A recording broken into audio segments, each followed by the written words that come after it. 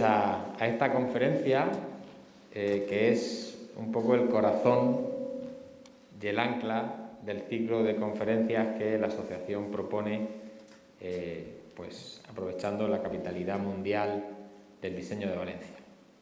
Digo que esta conferencia es el corazón y el ancla del ciclo, pues primero porque es la central, que físicamente tiene mucho que ver con el corazón, y segundo porque seguramente de las conferencias que vamos a escuchar en este ciclo, pues será, por la implicación que tiene Ángeles con la fiesta, pues será seguramente la más sentida de todas.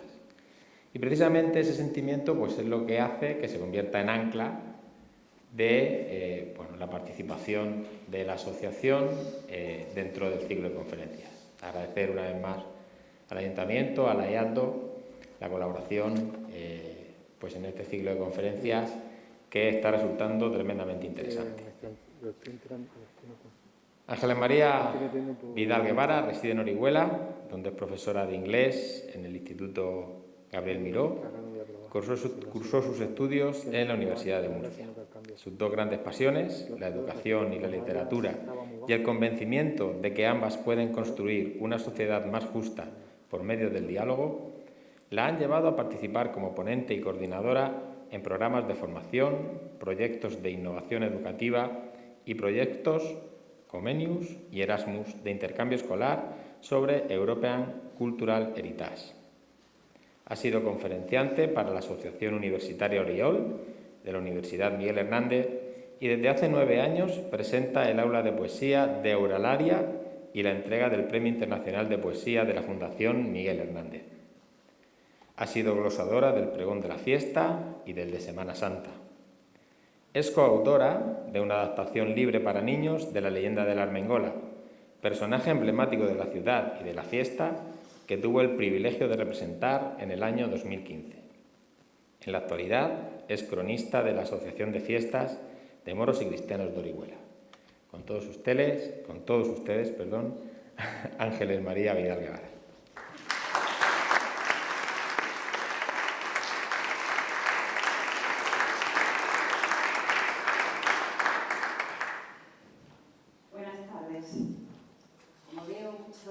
Oriolanos y amantes de la fiesta, me voy a permitir una licencia antes de empezar la conferencia, porque se da la gran coincidencia de que hoy es San Pedro Armengol. Entonces, bienvenidos a la onomástica de un salto muy significativo para Orihuela. Singularidades de Orihuela a la hora de diseñar el cartel de fiestas. ¿Por qué hablar de singularidades de sus fiestas? ¿En qué consisten esas singularidades? Indudablemente, cuando se trata de hacer un trabajo de diseño, ya sea de cartelería, de vestuario, de orfebrería, el color, las técnicas, tienen una importancia enorme y probablemente es lo que primero llega al receptor en una primera impresión.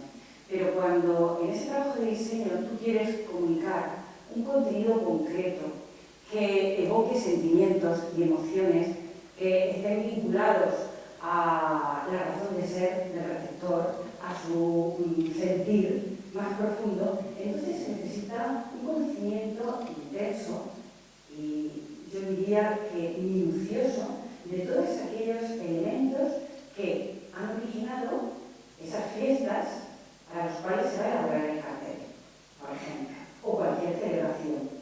¿Por qué digo esto?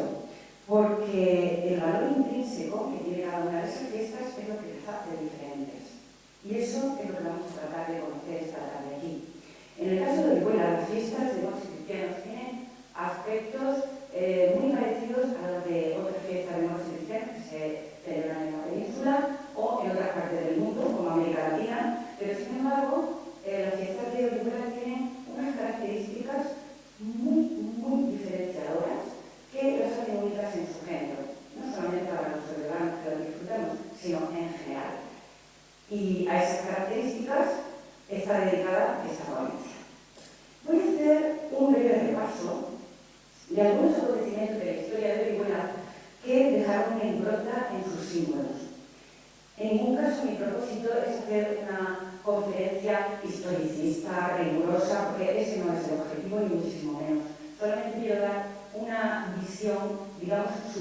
especial de esos acontecimientos, de esos hechos históricos, pero también legendarios, que han conformado la esencia y el sentir de esta tierra tan hermosa en la que vivimos. La primera de esas singularidades está en el origen de nuestra fiesta. Verán, actualmente las fiestas de los cristianos que se celebran en distintas localidades suelen tener su origen en la fiesta religiosa, es decir, se celebra la fiesta de moros y cristianos vinculada a la fiesta del patrón de esa localidad. En Orihuela también, pero nosotros además añadimos otro elemento, al igual que otras ciudades, no somos los únicos, pero la mayoría no lo hacen. ¿Cuál es el otro elemento, además de la fiesta de las patronas, que nos diferencia? Pues fundamentalmente nuestras fiestas de moros y cristianos conmemoran un hecho relevante en el devenir de la historia de la ciudad, que fue la reconquista de la ciudad a los musulmanes. En otras ciudades también se conmemoran reconquistas, asedios, pero no en todas. Normalmente en muchas localidades la romería, la misa, las ofrendas que forman la fiesta religiosa en torno a la cual gira la fiesta de moros y cristianos es el origen de esa fiesta. En Orihuela, la fiesta de moros y cristianos, como he dicho, surge vinculado a un hecho histórico muy relevante de la Edad Media. El hecho histórico sucedió, aunque a lo mejor no sucedió como lo conmemoramos, ni en una fecha exacta, pero tuvo una relevancia tal que dio lugar a leyendas, dio lugar a que nuestros símbolos adquirieran una impronta que ha dejado en los ciudadanos un sentir común y una necesidad de expresar el orgullo de un pasado común que tras 8 siglos, leyendas, tradiciones, hechos históricos permanecen. Y no solo eso, permanece la pasión por demostrar el orgullo que sentimos.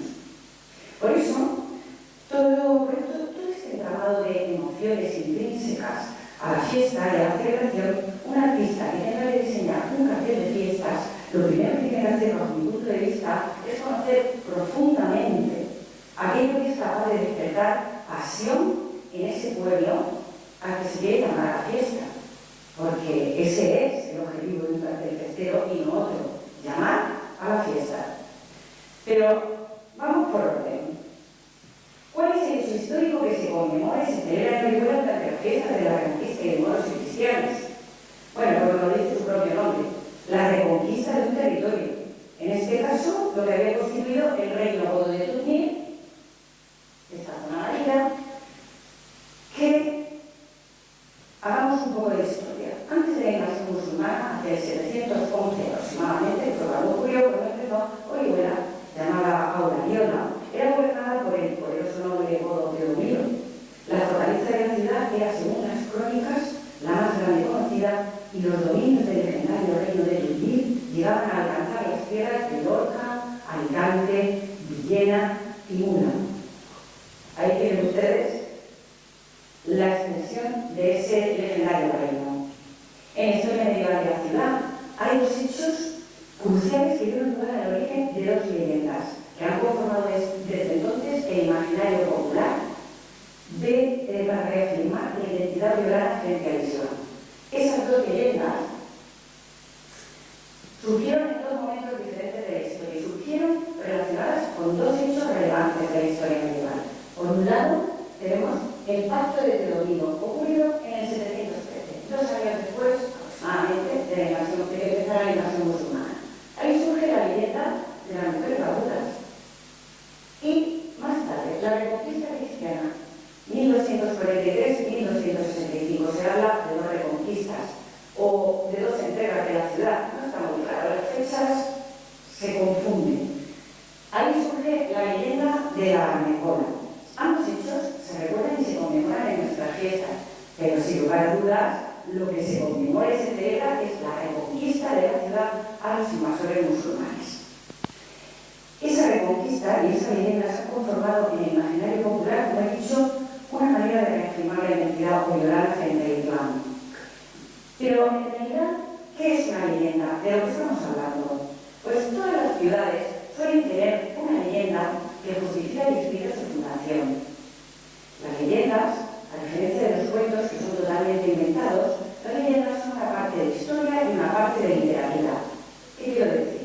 Pues que se basan en un hecho histórico que realmente ocurrió y sobre ese hecho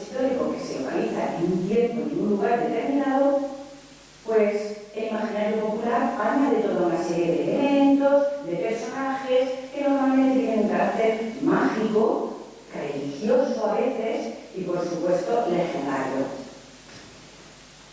En España, las leyendas surgieron sobre todo por doquier en la etapa medieval. ¿Por qué? Por la especial situación de la península. Estamos en plena reconquista. Yo le doy el territorio que me da, yo lo reconquisto, yo lo vuelvo a reconquistar. Todo ese jaleo y todo ese toma y daca que la Bulgaria hizo que las leyendas surgieran por todas partes. Además, había otro elemento, y era la existencia de juglares.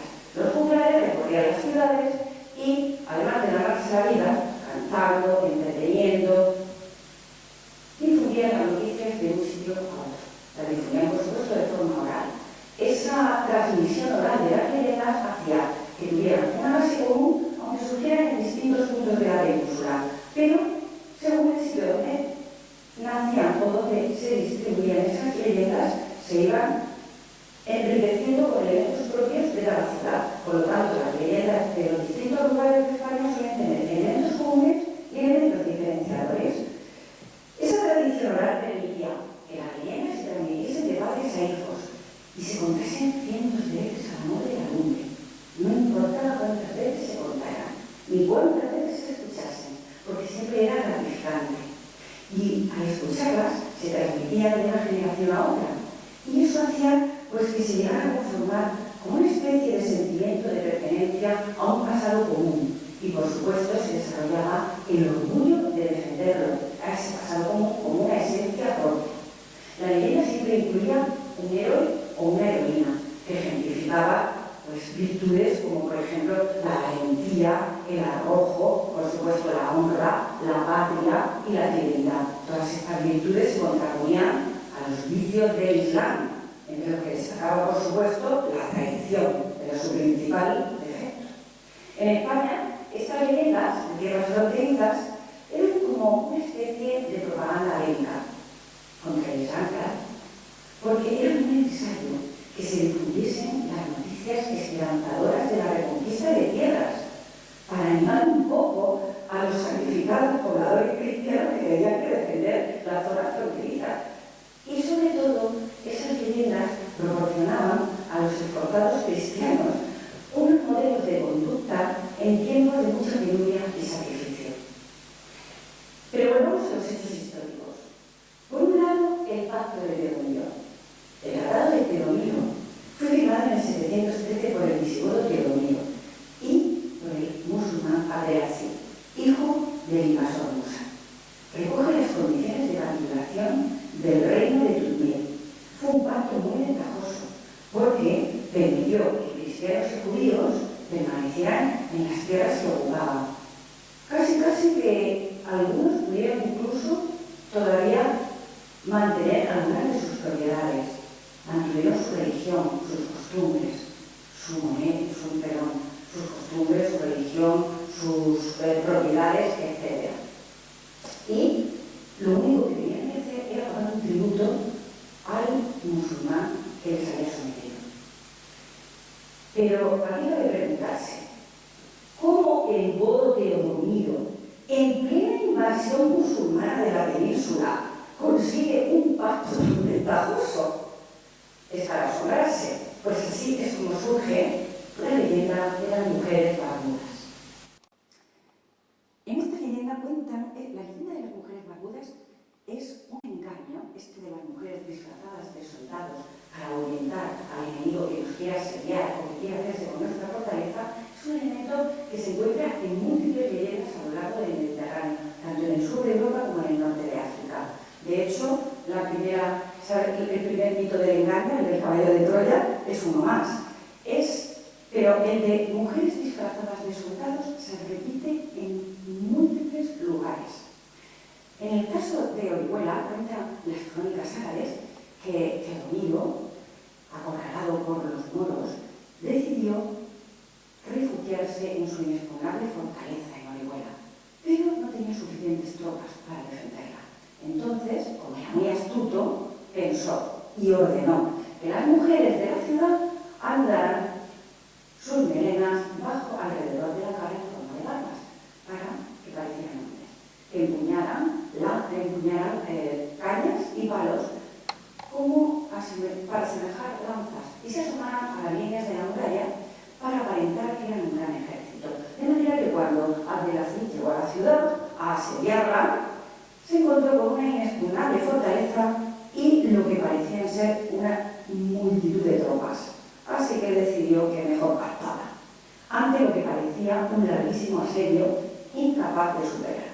Y así fue como firmaron el famoso pacto de Teodomiro,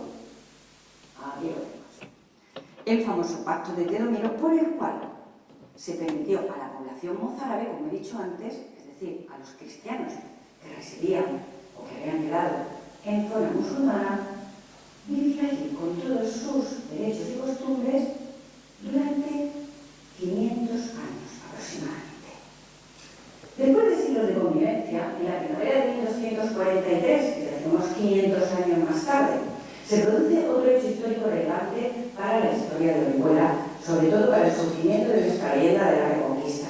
Es entonces cuando el reino musulmán de Murcia es sometido por el rey Alfonso X, el rey sabio. Entonces no era rey todavía, era infante. Pero bueno, firma el Tratado de Alcaraz y el rey Alfonso establece un protectorado cristiano sobre la población musulmana del reino de Murcia. Pero Orihuela ya no pertenecía a ese reino. Orihuela se había hecho independiente. Y aquí existía una especie de república idílica que se llamaba la Huizara Isamilla. La Huizara Isamilla era una especie de paraíso ideal, donde gobernaban los intelectuales, los artistas, los músicos, los filósofos y los poetas. Unida a su riqueza hortofrutícola, potenciada por la cantidad de árboles, acequias, la riqueza de aguas, una inexpugnable fortaleza, Úrsula era poco menos que un paraíso. Tanto que algunos disidentes murcianos que no querían someterse al infante Alfonso decidieron refugiarse en la Úrsula musulmana. Y esta tuvo que ser asediada hasta final de 1243, en donde no está muy claro si fue sometida por Alfonso X o se entregó casi pacíficamente. Es en ese momento cuando los musulmanes de Orihuela permanecen en territorio cristiano y toman el nombre de mudéjares, que son musulmanes que viven en territorio cristiano.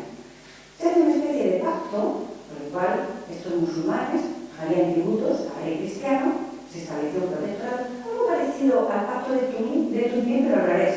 Ahora eran los musulmanes, nosotros estábamos en la zona fronteriza, los que tenían un derecho con el rey cristiano y a cambio de eso podían seguir viviendo en la ciudad.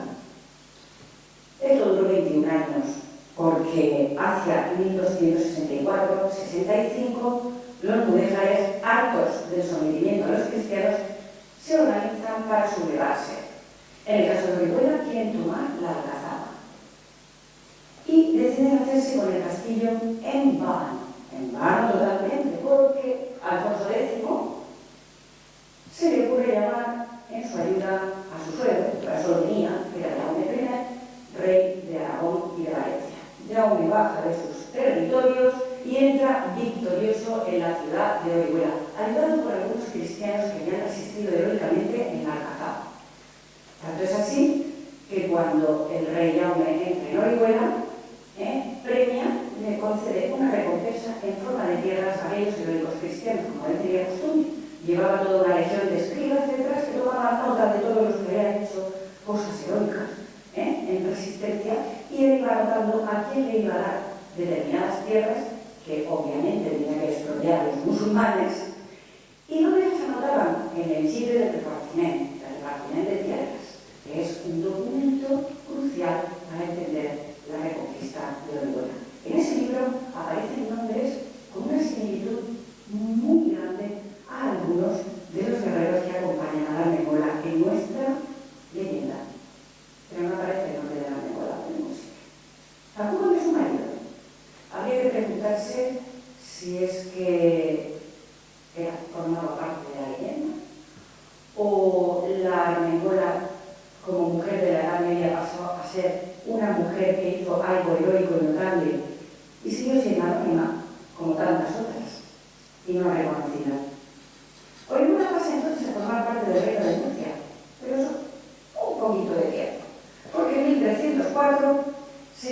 aparece un tratado, como estaban castellanos y aragoneses con el tira y afloja de las tierras fronterizas, se establecen una sentencia, un tratado, una sentencia arbitral que divide lo que es el antiguo reino de Murcia, y unos trocitos los mandan a Aragón, a la corona de Aragón, y otra parte del antiguo reino de Murcia pasa a ser castellano.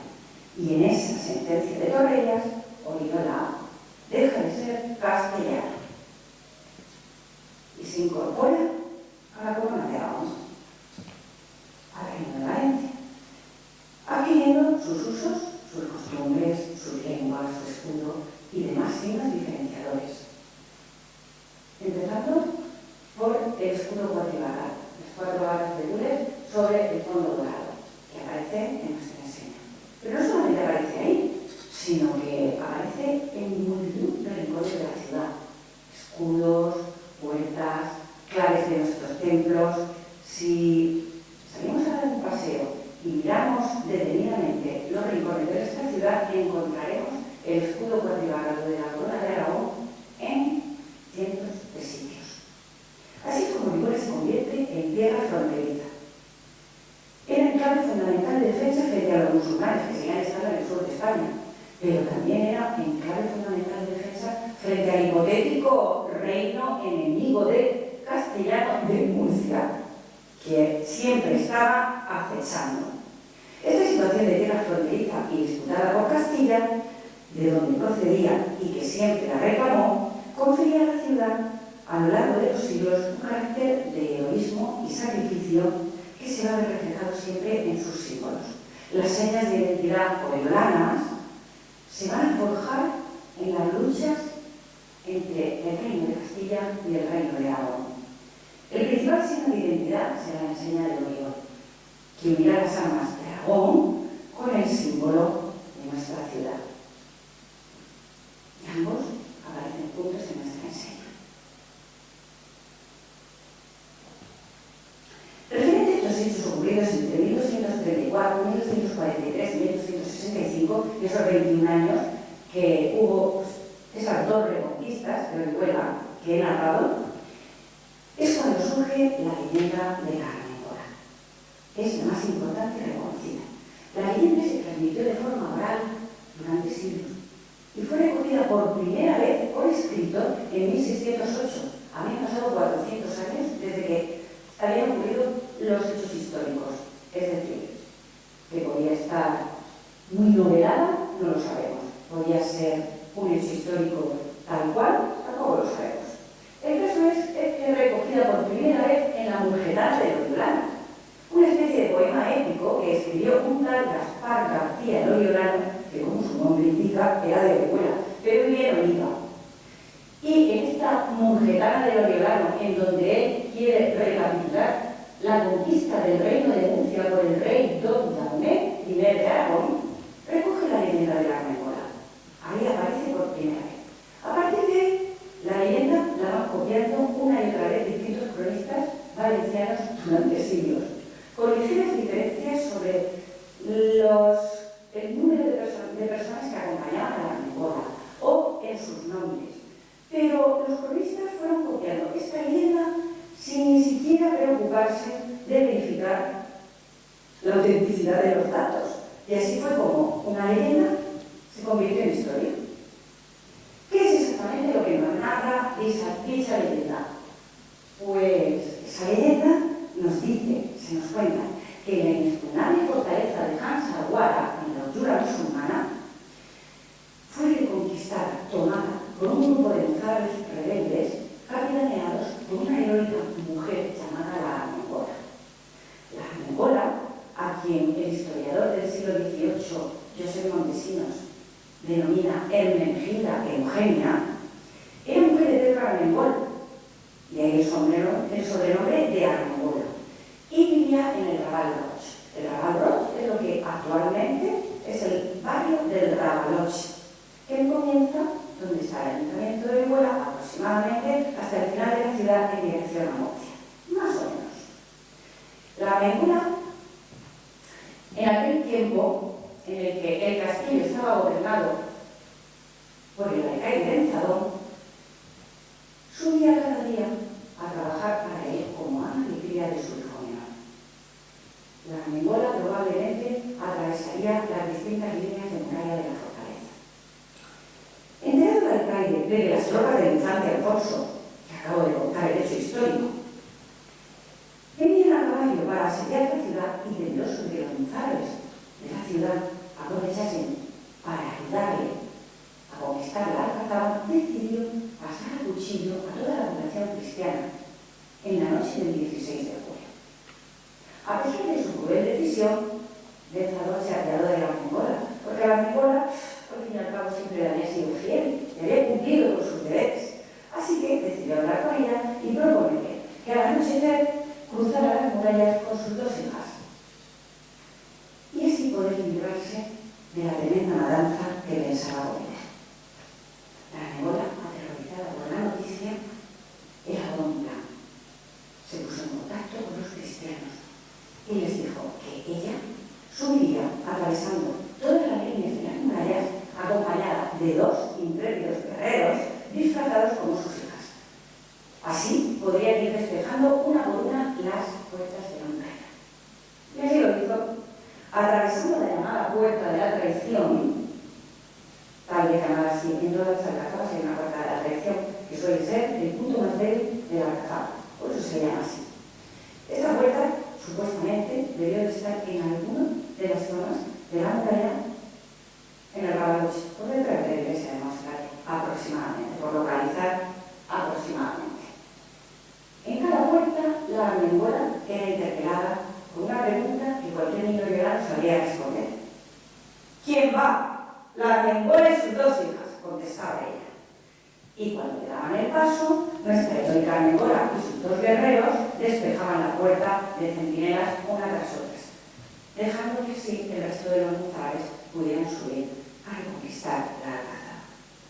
Cuenta la leyenda que, siendo noche oscura y víspera de los mártires, Justa y Rufina, muy veneradas por la mozarabía local, las santas sevillanas se aparecieron en forma de luceros encima de la fortaleza para iluminar el camino a todos los cristianos que vendrían detrás de la Armengola. Cuando la Armengola llegó a los aposentos privados del alcaide, él y su familia se habían arrojado al vacío de las murallas. En algunas versiones de la leyenda es Harún el que acaba con Benzador. Hay distintas versiones. En cualquier caso, solamente quedaba con vida el bebé al cual ella amamantaba. La Armengola, con gran dolor, impulsada por la fidelidad a sus creencias, cogió al bebé entre sus brazos y lo arrojó al vacío, pronunciando las palabras que cierran nuestra leyenda: por donde fue el padre, que vaya el hijo. Y así concluyó la toma de la Alcazaba. Más tarde el rey cristiano entraría y tomaría posesión de la misma. Con este cruel final, propio de la época en que surgió, termina el relato fundiendo el milagro religioso con el horrible y a la vez heroico acto de la heroína. Como habrán podido comprobar, en la leyenda se entremezclan en una especie de batiburrillo las fechas de dos sucesos históricos poco definidos: la conquista castellana de 1243 y la sublevación mudéjar de 1264. Lo mágico, lo religioso, los vestigios que todavía podemos encontrar en la ciudad con un simple paseo. En el siguiente esquema de Aleo de Mazón podemos observar su esquema del cartulario de la ciudad. Podemos observar en anaranjado los restos que todavía quedan en la ciudad de lo que debió de ser la última musulmana, que reproduce este esquema. Tenemos la muralla que cubría pareja al río, el río Lavía o río Blanco, llamado por los árabes. El puente de Poniente, todavía tenemos un puente de Poniente, un puente viejo, con la puerta que daba acceso a la ciudad a través de la muralla. Otros restos de muralla que todavía se pueden contemplar bajo las casas que hay en los aledaños del río. Los restos de la izquierda, estos se pueden contemplar en el Museo de la Muralla. También están los templos que todavía existen: Santiago, Santa Justa, la Catedral y, por supuesto, nuestra fabulosa fortaleza. Nuestra fortaleza, el castillo y sus murallas, era una imponente alcazaba. Según las crónicas, hasta 7 círculos de murallas desde los aledaños del río Segura que le servía de foso natural. Era, según un cronista del siglo XV, llave y defensa de todo el reino de Valencia. Fue una magnífica fortaleza, nunca tomada por las armas, y desde luego tenía un sitio privilegiado, porque desde la fortaleza se podía vigilar el paso de tropas desde Murcia hasta la costa, todo el valle. De esta fortaleza, además de lo que tenemos en pantalla, todavía se conservan y podemos visitar la Torre del Vergoñes, los restos que estaban en un principio al lado del cauce del río, pero cuando se modificó el cauce del río, está el cauce del río, ahora ha quedado estos restos detrás del Cepillé y el Palacio del Agua. También podemos ver cómo están cubiertos en espera de restauración los restos de la torreta, detrás de la iglesia de Monserrate, y por supuesto la torre Taifal, que en este momento está en restauración debido a su parcial derrumbe durante la gana de 2019. El Raval el Museo de la Muralla primero. El Museo de la Muralla, que está bajo el campus de la universidad, en él podemos visitar toda la línea de murallas que corría pegada al río. También, extramuros de esa zona, encontraremos los restos de baños árabes, unos magníficos baños árabes que debían estar fuera de la ciudad y donde podían asearse los musulmanes al llegar a la Utrula, para después entrar en la ciudad y orar en la mezquita, la gran mezquita que estuvo donde actual Santa Justa. Intramuros de la ciudad, en este mismo museo, se puede pasear por las pasarelas transparentes sobre las mismas calles de la Medina musulmana de hace 800 años.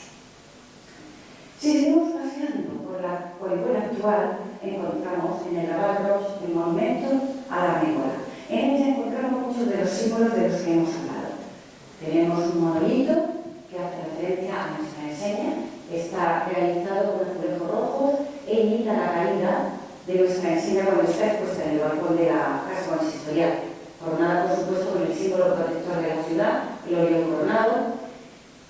También hay 4 columnas rojas que no son visibles en la fotografía y que hacen referencia a las 4 embarcadas del Reino de Aragón, Reino de Valencia.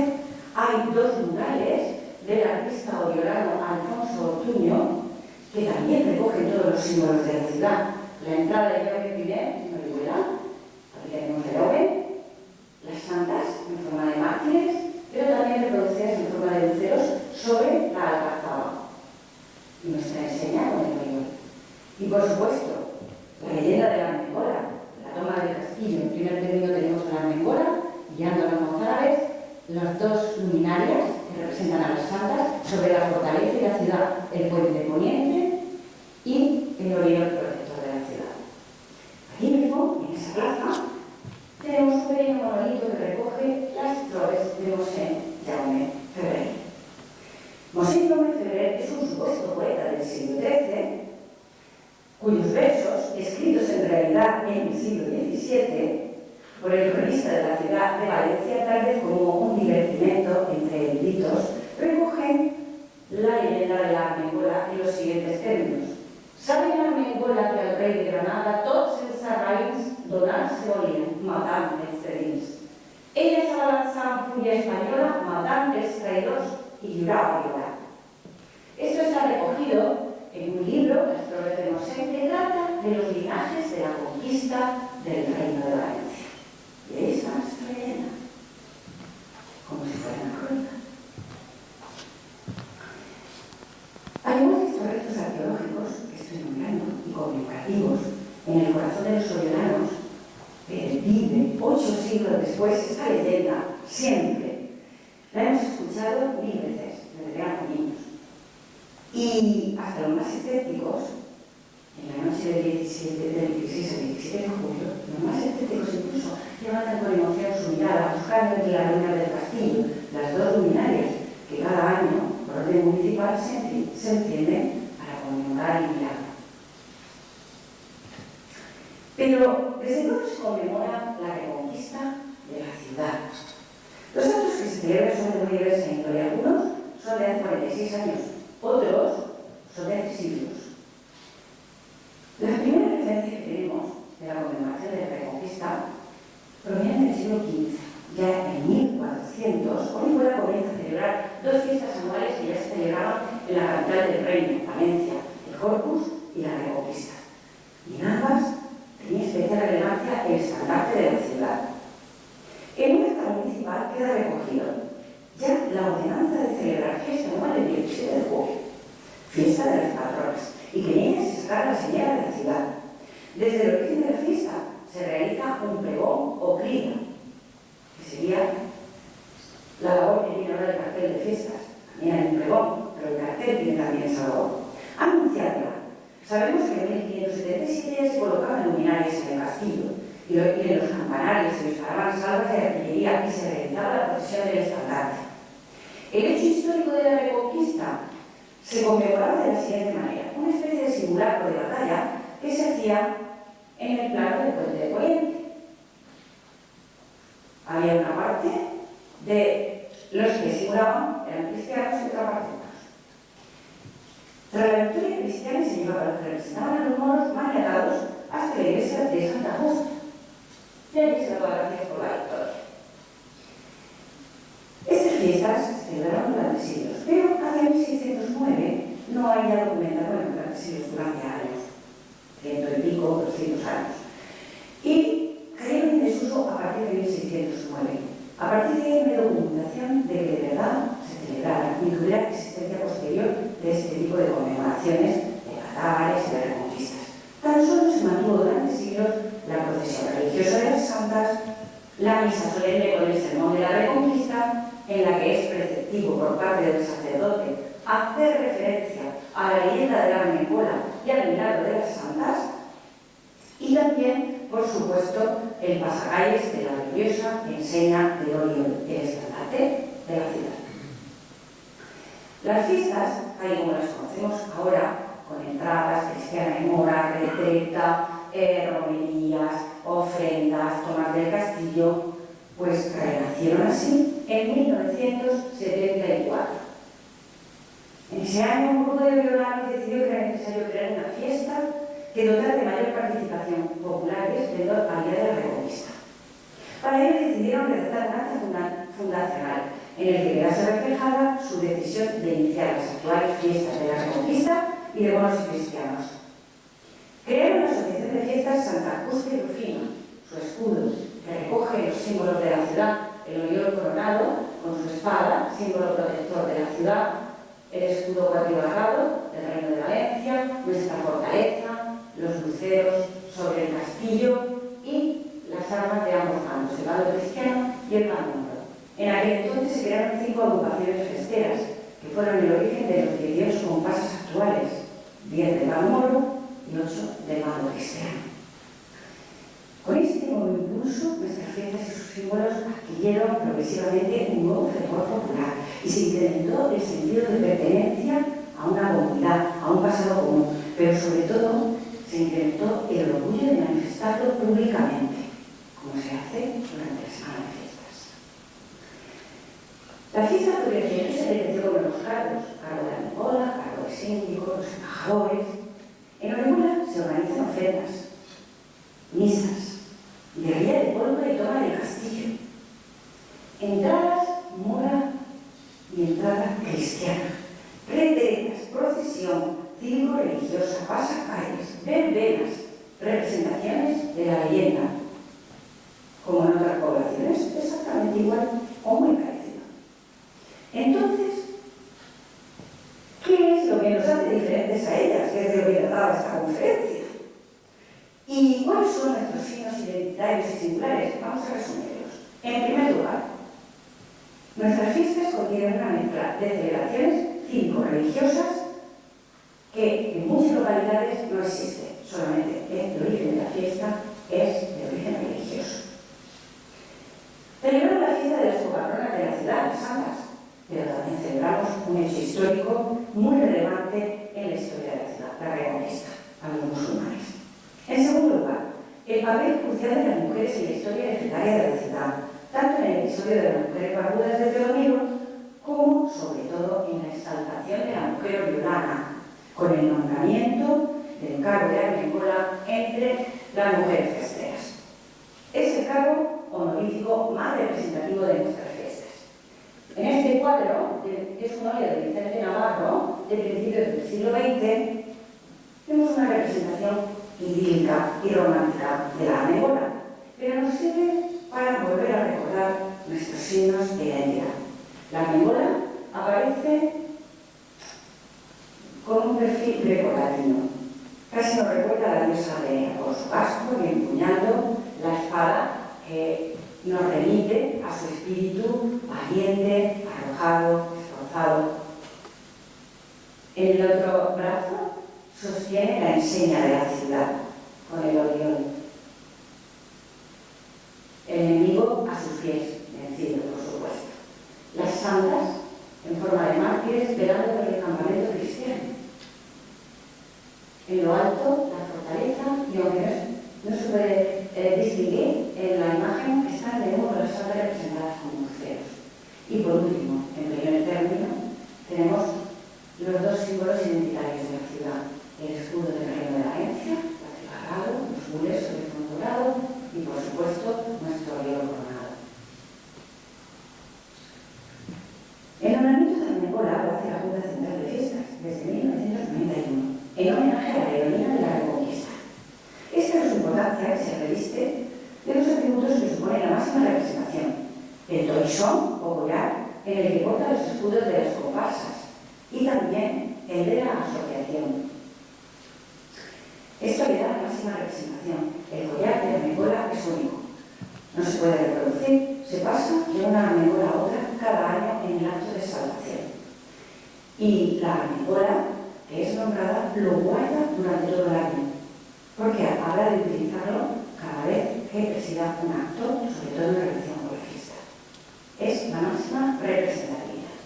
Pero también se le dota de la máxima autoridad, y para ello a la arméngola se le da el bastón de arméngola. El bastón de arméngola es único para cada arméngola, es decir, cada arméngola guarda el suyo. En realidad es una imitación del bastón de alcaldía. Con ello se le da la máxima autoridad de la ciudad a la arméngola. De forma metafórica, alegórica, quiero decir. Pero tiene el bastón también los símbolos de la ciudad. Tiene ahí el orión y en la empuñadura aparece el escudo de la asociación. La arméngola lo llevará junto con el collar en todos los actos que presida, puesto que ella durante las fiestas preside todos los actos acompañada de los dos embajadores. También abre las entradas de los desfiles, por supuesto, con sus atributos de collar y el bastón. La arméngola suele ser representada, o aparece, con ropas mozárabes sencillas o con vestimenta propiamente cristiana. Pero un signo muy distintivo de la arméngola que se representada es el pañuelo sobre el cabello. No olvidemos que la arméngola es una mujer mozárabe. En tercer lugar, las santas Justa y Rufina, que incorporan a la celebración no solo el sentido religioso como en otras poblaciones, sino también el milagro de la leyenda. Son representadas indistintamente, como las santas mártires alfareras de Sevilla o también como dos luceros sobre la fortaleza. Nuestra fortaleza o castillo, que es vestigio real del hecho histórico que se conmemora. Pero sobre todo,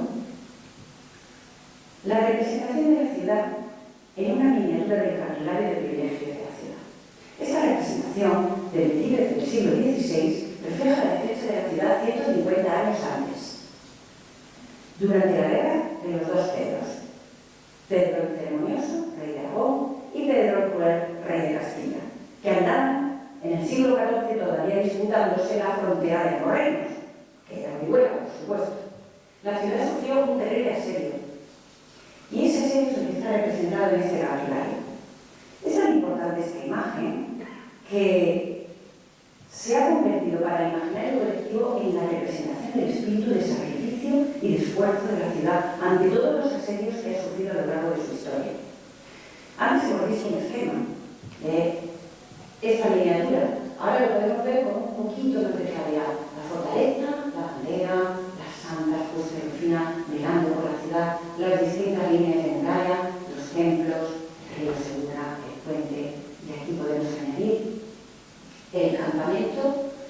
de las tropas cristianas, perdón, de las tropas castellanas que asediaban la ciudad.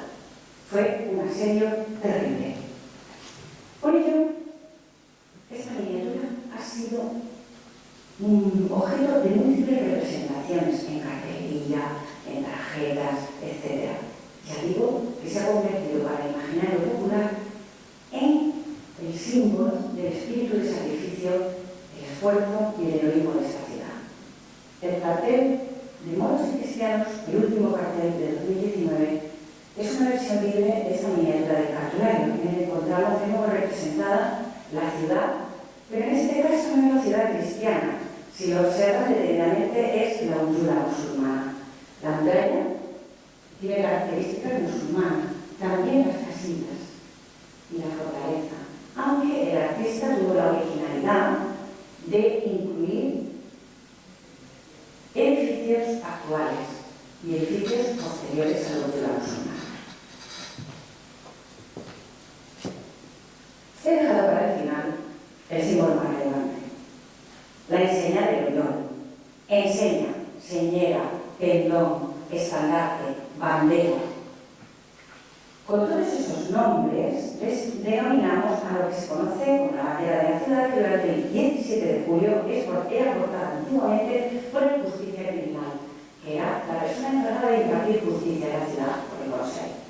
Cuando Orihuela perdió, suprimieron los fueros valencianos, tras la guerra de sucesión, cuando la ciudad capituló, el portar la bandera y la enseña de la ciudad se encomendó al síndico. El síndico era el encargado de representar a la ciudadanía ante el Consejo General. El nombramiento de síndico portador de la gloriosa enseña de Oriol corresponde anualmente al ayuntamiento desde que en 1992 se retoma dicho privilegio y recae sobre personas de especial relevancia en cuanto a su labor social, cultural o cívica en la ciudad. La gloriosa enseña de Oriol es la bandera de Orihuela. Se trata de una de las banderas más antiguas de España, más que la señora valenciana, con la cual comparte algunas características, como por ejemplo su forma cuadrada, con una lengüeta central, también el hecho de estar coronada por un ave y también el privilegio de no inclinarse. La enseña oriolana se expone anualmente durante 24 horas para su contemplación en el balcón de la Casa Consistorial, desde las 0 horas del 17 de julio hasta las 0 horas del 18 de julio. Posee el título de real y gloriosa y el privilegio de inclinarse solo ante el rey y ante Dios. Por ello, es descendida y extendida desde el balcón de la Casa Consistorial con sumo respeto y esmero, para que no pierda su posición vertical, ayudándose de unas cuerdas que lo sostienen desde el balcón. De ahí, mientras se hace sonar el himno nacional y 21 salvas de honor. En la actualidad, esas salvas de honor son fuegos artificiales. De la importancia del síndico que la aporta durante el desfile. El síndico va acompañado de la corporación municipal y de autoridades, de distintas autoridades. Por cada uno de ellos una de las cintas de seda roja que penden desde la bandera. El desfile se dirige a la catedral, donde recoge las santas para acompañarlas en procesión a su templo. Allí se celebra la misa de la Reconquista, en cuya Eucaristía la enseña se inclina ante Dios, como dice su privilegio. Ayudada y sostenida por el síndico. Después se realiza un solemne desfile hasta el momento de la Arnemola, el cual ya hemos comentado, que representa la propia enseña. La enseña va escoltada por los maceros, o macer. A las 0 horas será recogida con todos los honores y guardada y conservada de nuevo en la sala de Oriol, protegida de la humedad, la temperatura y la luz, como corresponde su valor hasta el año siguiente. La bandera está realizada en damasco carmesí por ambos lados y todo su contorno rematado con flecos dorados. Posee una lengüeta y bordado de diferentes épocas. Tiene estrellas, flores, alcachofres, posee, por supuesto, en el reverso el escudo del reino de Aragón, de Valencia, sobre un fondo determinado, las santas pusieron final sobre una nube y con una ola de flores. En el anverso está el escudo borbónico que se bordó mucho más tarde, cuando la ciudad capituló tras la guerra de sucesión, es decir, ese bordado es posterior. Y en ambos lados, anverso y reverso, aparecen dos orioles enfrentados, tal vez haciendo referencia a las dos reconquistas, no sabemos. La bandera ha sido restaurada en dos ocasiones y está prohibida su reproducción, salvo que lo apruebe el pleno del ayuntamiento. Hecho que ocurrió en 2006, cuando se acordó elaborar una réplica exacta, que es la que tenemos en pantalla, con el fin de preservar en extremo el valioso original que está considerado como bien de interés cultural y patrimonio de la ciudad. En 2019, con motivo de la visita del rey Felipe VI a la ciudad, por la gana que sufrimos, el monarca traspasó los honores a la nueva bandera para que, de ahora en adelante, sea esta la que desfile cada 17 de julio. En la imagen podemos ver ambas banderas, la réplica, que es la que está en primer término y no está coronada por el Oriol, y la original, que está en segundo término, inclinándose ante el rey.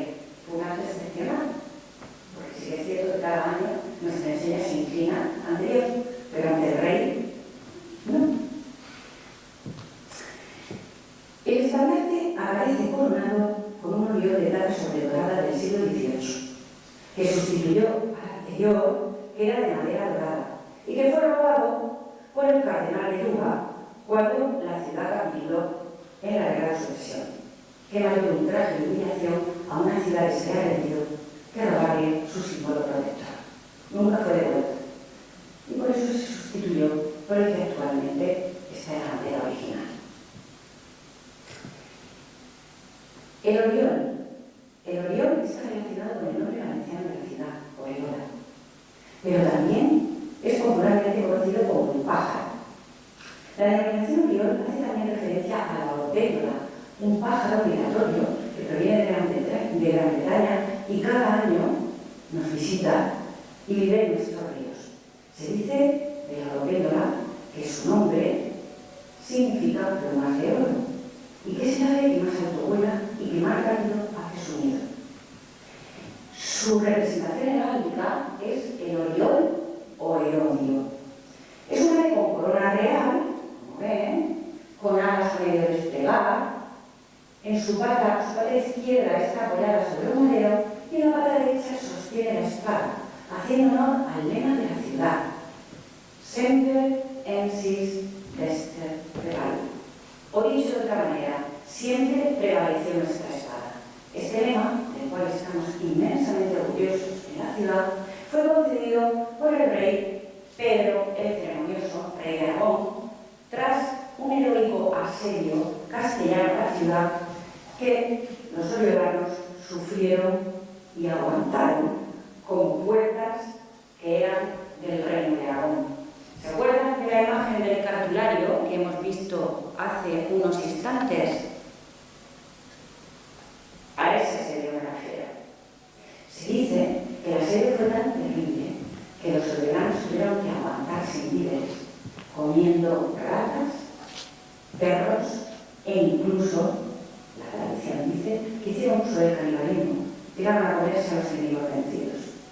Ante ese comportamiento tan heroico, el rey de Aragón concedió el lema a la ciudad del cual estamos tan orgullosos.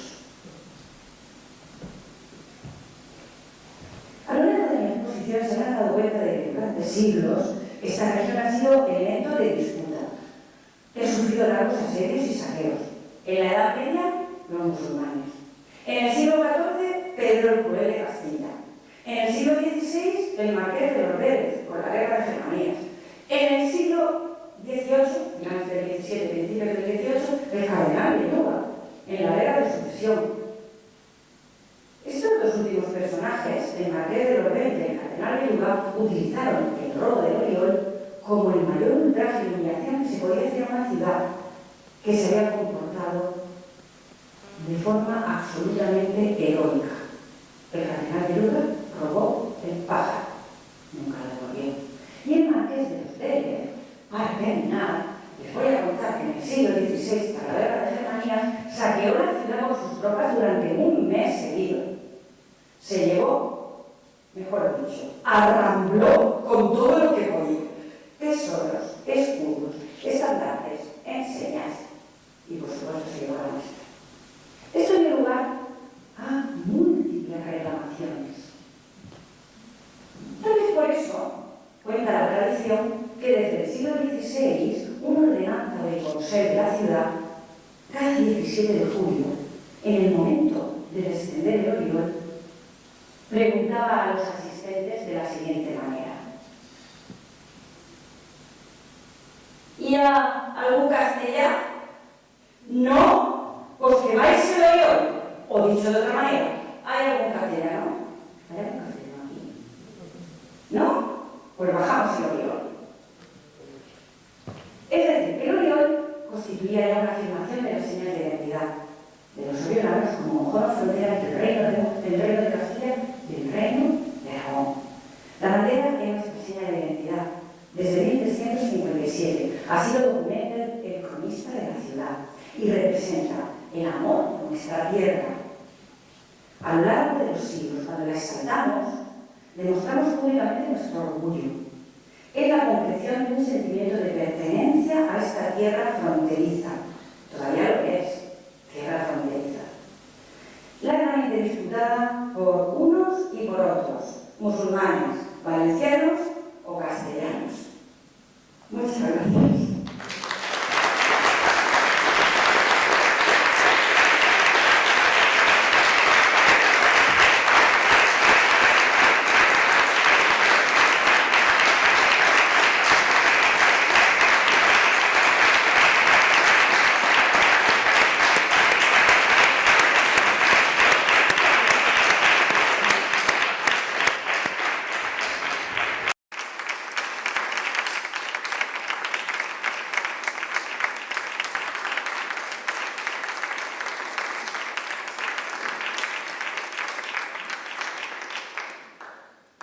Muy interesante, muy ilustrativo, muy educativo, muy se me acaban los adjetivos.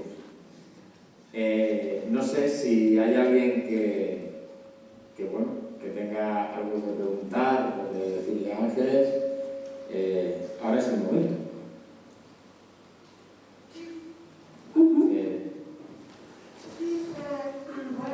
Yo soy profesora de la Gasco. Sí. En la escuela estamos aquí en representación también de los alumnos. En primer lugar, felicitarte por esta magnífica exposición, de verdad, muy agradecidos estamos. Gracias. Hemos visto numerosos puntos, algunos de estos carteles que son de nuestros alumnos. Me he sentido muy orgullosa de la colaboración con la Asociación de Municipio. Bueno, después de esto y de felicitación, me gustaría preguntarle una cosa que siempre he tenido como en mente. En todas las fiestas de bodas cristianas que se hacen en esta zona del Mediterráneo y en España, ¿hay alguna otra en la cual haya un personaje femenino como protagonista o es el único lugar? Yo creo, esto Pepe también te podría contestar, yo creo que, bueno, hay un sitio, que ahora mismo no recuerdo, que también tiene una heroína, pero no es la protagonista absoluta. Hay...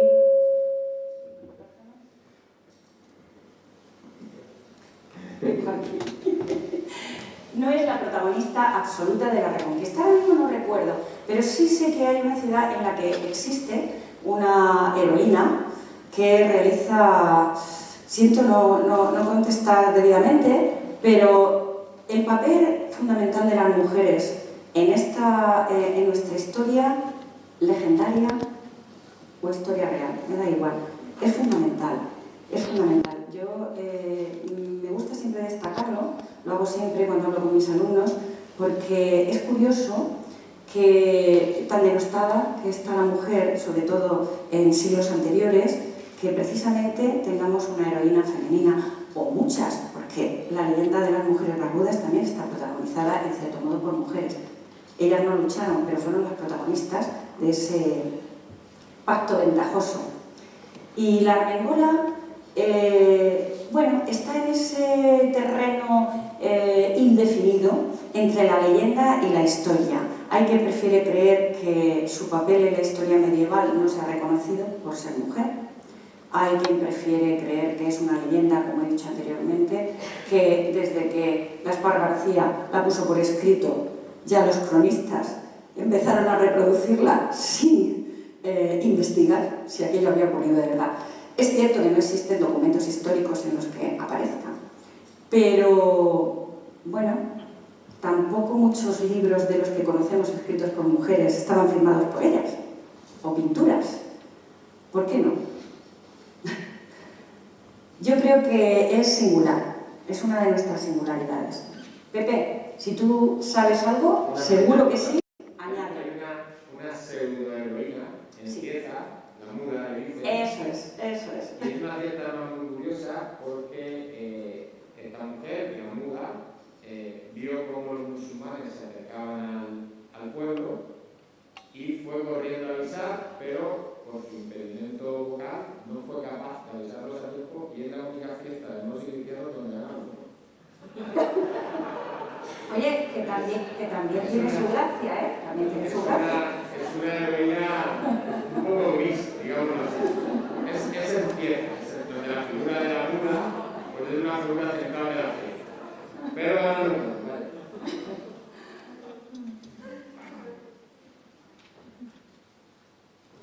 ¿Alguna cosa más?